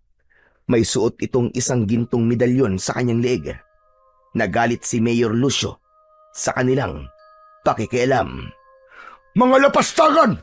Bakit kayo nakikialam? Matagal na naming alaman tungkol sa inyo.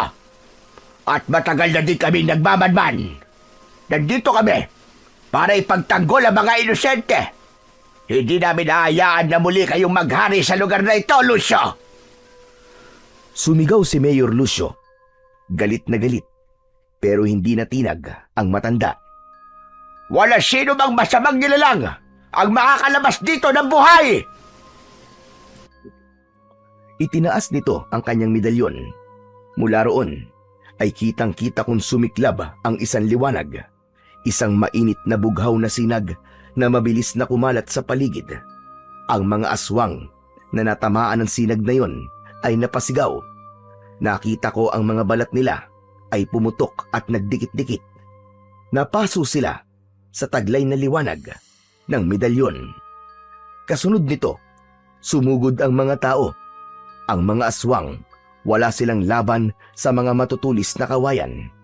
Mas iniinda nila yon kaysa sa aking baril. Natulala ako. Parang napako ang mga paa ko sa lupa habang pinanunood ang nagaganap na labanan. Hindi ako makapaniwala na magkakaroon pa ng himala. Marco! Marco, tulungan mo ako! Napatingin ako kay Lyra. Bitbit siya ni Mayor Lucio na naglalakad na palayo.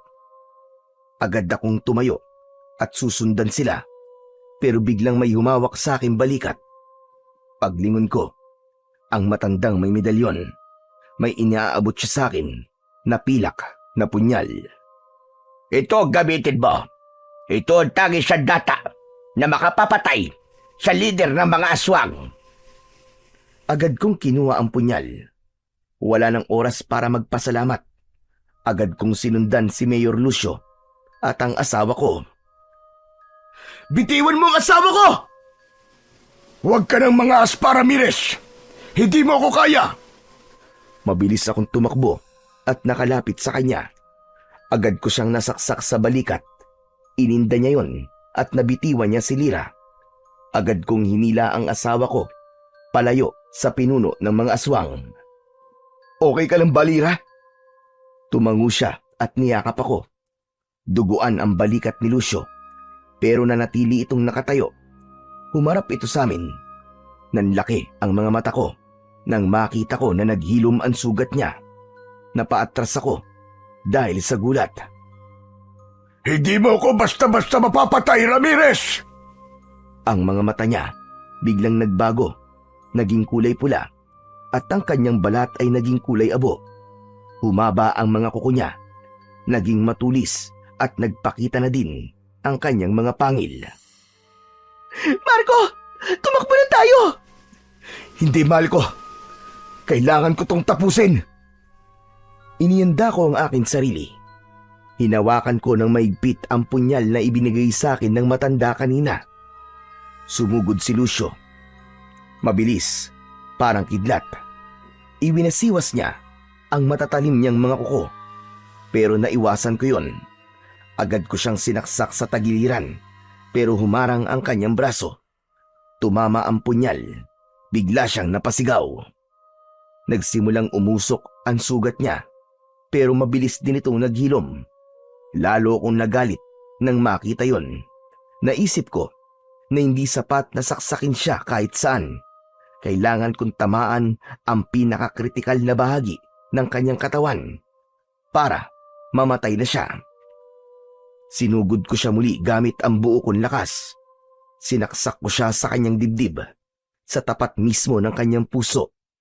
Kumislap ang matinding liwanag at kasabay nun ay ang malakas na sigaw ni Lucio. Ang katawan niya ay nanginig, unti-unting nagbago, pabalik sa kanyang anyong tao, hanggang sa tuluyan siyang naging abo. Tapos na ba, Marco? Oo, mahal ko. Tapos na. Pero hindi ko alam kung tuluyan na ba tayong ligtas. Bumalik kaming dalawa sa lugar ng labanan. At doon ay nakita naming nagapina ng mga taga-tribo ang halos lahat ng mga aswang. Amoy dugo at asupre ang lugar, pero ramdam ko ang ginhawa sa paligid. Unti-unti nang bumaba ang tensyon. Ang ibang mga katribo nila ay nagsiga ng mga kahoy. Sinimulan na nilang sunugin ang mga bangkay na hindi naging abo. Nilapitan namin ang leader nila at nagpasalamat sa pagkakaligtas sa amin. Tatang, maraming salamat po sa tulong ninyo.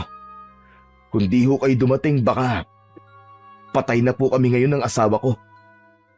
Ngumiti at tumangulang ang matanda. Marco, wala na. Tapos na talaga. Ligtas na tayo. Oo, mahal ko. Sa wakas, tapos na. Tumingala ako sa langit at nagpasalamat sa Panginoong Diyos. Hinawakan ko ang kamay ni Lyra. Magkahawak kamay kaming naglakad pabalik sa aming barracks upang kunin ang sasakyan. Pagdating namin sa barracks, ay agad kaming sumakay at habang binabaybay namin ang daan pauwi, napatingin ako sa salamin. Sa likod ng sasakyan, nakita ko ang manipis na usok na galing sa lugar ng labanan. Tanda ng katapusan ng isang madilim na kabanata sa lugar na yon. Ilang araw matapos naming maisumiti ang report, napansin naming tila naging tahimik ang mga opisyal. Wala kaming natanggap na anumang tugon, walang follow-up, walang nagtanong. Kalaunan, nalaman namin na itinago na nila ang buong dokumento. Para bang ibinasura na nila ang kasong yon. Hindi na ako nagreklamo. Naiintindihan ko sila. Marahil ay ayaw nilang kumalat ang takot. Alam kong may mga bagay talaga na mas mabuting manatiling lihim na lamang upang manatili ang kapayapaan. At kung anuman ang tunay nilang dahilan, wala na akong pakialam. Ang mahalaga ay napagtagumpayan namin yon at ligtas kami ng aking asawa. Nabuhay kami ni Lyra. Hanggang dito na lamang po. Salamat po sa pakikinig sa aking kwento.